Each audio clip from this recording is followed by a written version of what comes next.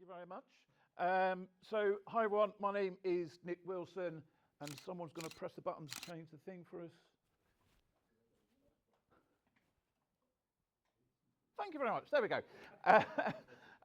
And a little bit about myself before we get into the really good stuff. So I'm an Army veteran, and I have a spinal injury. I served 14 years deploying around the world from Northern Ireland to Kosovo, Iraq and Afghanistan. I've got a declining spinal injury with 7 prolapse discs in my spine, pinch in my nerve, and I experience chronic levels of pain every day, every minute of every day. And it declined a lot through 2021 to the point I started using a power chair. And then I got hit smack in the face with accessibility and how bad it is in this country. And one thing I want you to think of through this talk: when does a power wheelchair become an EV? Keep that in your mind for a bit as we go through it. So I started creating videos.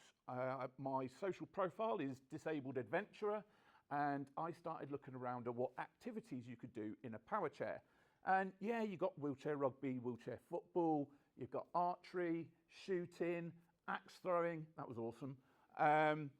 Everyone stayed alive, I hasten to add. But it was all pretty mundane, right? And I went through a really, really bad point for the past 18 months where my mental health declined massively. I've got complex post-traumatic stress and depression. I was having suicidal ideation, no friends, no family, in massive amounts of pain every day, laid up for 90% of the day, every day, staring at the ceiling by myself, thinking, what's the point? And it came to a point when I realized if I had actually acted on my thoughts, I wouldn't have been found for weeks because no one knew me. And I wasn't able to get out. I couldn't get to my doctors because there were no drop curbs. I can't access 85% of my high street because there's steps in every building. I can't access public transport because our buses, although the suspension does lower at the front, they don't come up to the curb close enough. These chairs are about 250 kilos in weight. You get it stuck in a ditch, you're stuffed, all right? And typical squaddy, I was like, well, this is rubbish. Don't like this. In this year, in the age that we are in with technology, why don't we have a chair that can safely go up and down a curb? Why, in the year 2022, does a pavement curb prevent me from going to a doctor? Right? It's ridiculous, yeah? So we looked into this more, and I found a charity called Backup, and they do an annual chair pool up Snowdon. And I was like, that is awesome. That is more on my wavelength. And they go, yes, you have teams of 16 to 20 people who carry you up. It's like, what? 16 to 20 strangers carrying me? No thanks, you're all right. Civvies, not a chance. And I was like, that's rubbish. So I went into rock engineering. The directors and founders are over there, Elliot and Andrew, who are incredible guys and have saved my life through this project. And I naively went into them and said, right, so what I want is something that's got 4 wheels, a motor, and is powered, because I'm going to go up Snowdon in it. And their eyes told me everything. And all the rolling eyes, it was like your disappointed dad staring at you. You know what I mean? It was like, oh, okay, yeah, that's not going to happen. And then nearly 2 years later, it's called Project Rock Climber. And instead of me waffling on, check this out. This is Rock Climber, an extreme all-terrain power mobility chair that's enabled me to ascend in Whistler unaided. My name's Nick Wilson, aka Disabled Adventurer, and I'm so excited to show you what this power chair is capable of.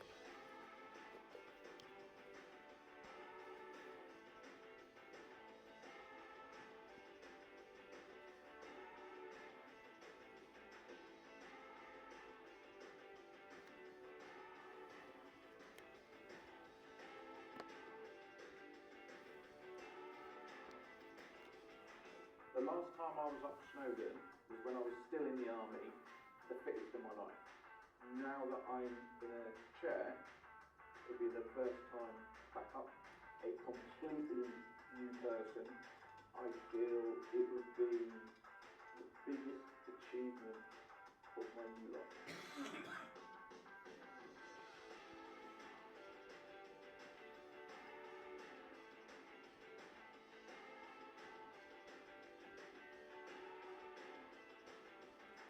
This is like a big boy's toy. It's the ultimate toy to have a play with.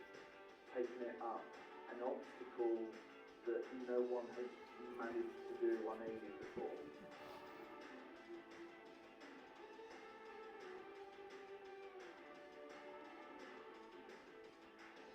This can literally change people's lives. This is inclusive design and engineering. This is challenging people's perceptions of what is possible. This is pushing those barriers even more. Like, this is potential of a chair to take you up a mountain.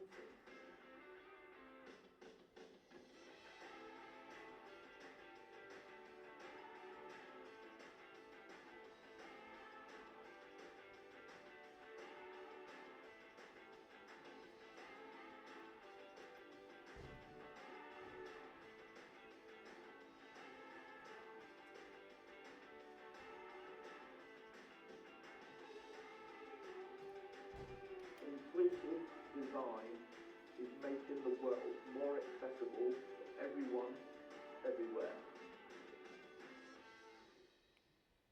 Hell yeah, I love that video.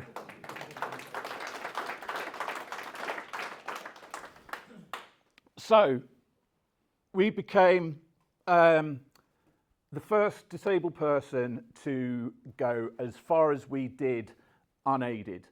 No ramps, no 16 people pushing me up. The only reason these two had hands on the chairs at the time was A, because I was pulling them up, and B, I think they were more nervous than I was. I think it was one of the, oh, he's going, oh no.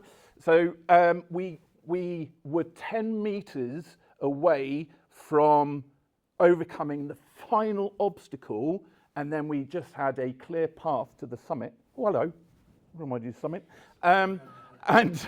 And we would have made it to the summit and our steering snapped. But the whole point of what we wanted to do, the last bit that we said there, we wanted to show how inclusive design and engineering can make the world more accessible to everyone, everywhere. No one else has gone up Snowdon unaided. No one else has gotten to the point that we got to, and we are going back up there at the beginning of July. I'm going to touch that bloody summit and show what people with disabilities can do regardless of their abilities. And then we want to take this forward. I want to cross Mojave Desert next year.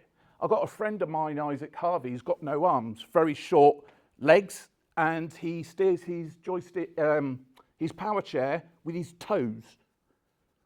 So the guys are going to design something. We're going to go on adventures. We're going to go away. We're going to be traveling all over the place in these incredible machines that these two incredible people designed. So back to the thing I said to you at the beginning. At what point does a powered wheelchair become an EV? I'm not saying I've got the answer, I've got a flipping clue. But I think it's an interesting question to have, where there's a BBC documentary being filmed. We're all going to be in it, rock climbing is going to be in it, and it's asking that question.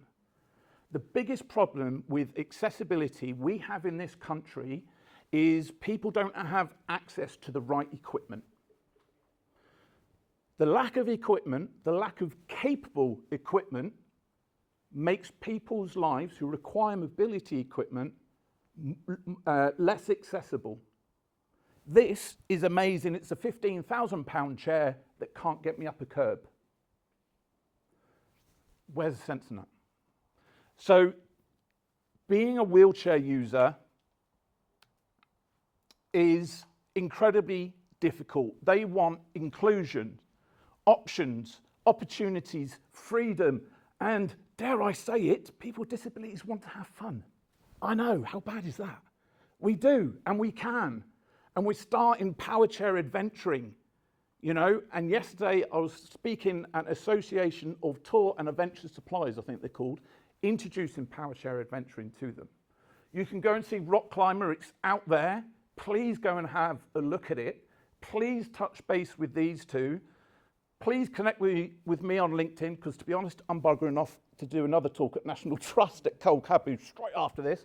But I'm on LinkedIn, and yeah, we wanted to introduce you to a whole new world of power chairs, e-mobility, and the kind of power chair adventuring that is going to rise in this country. Any engineering questions and stuff like that, don't ask me. I ain't got Scoobies. Speak to Elliot and Andrew, all right? This isn't just about accessibility though. This is about quality of life. And take it from someone who has been in a very, very dark place, not wanting to live anymore, to being involved on Project Rock Climber, which gave me hope again. And that is what you can do. You don't just give accessibility, you give people life and a reason for living. Thank you very much.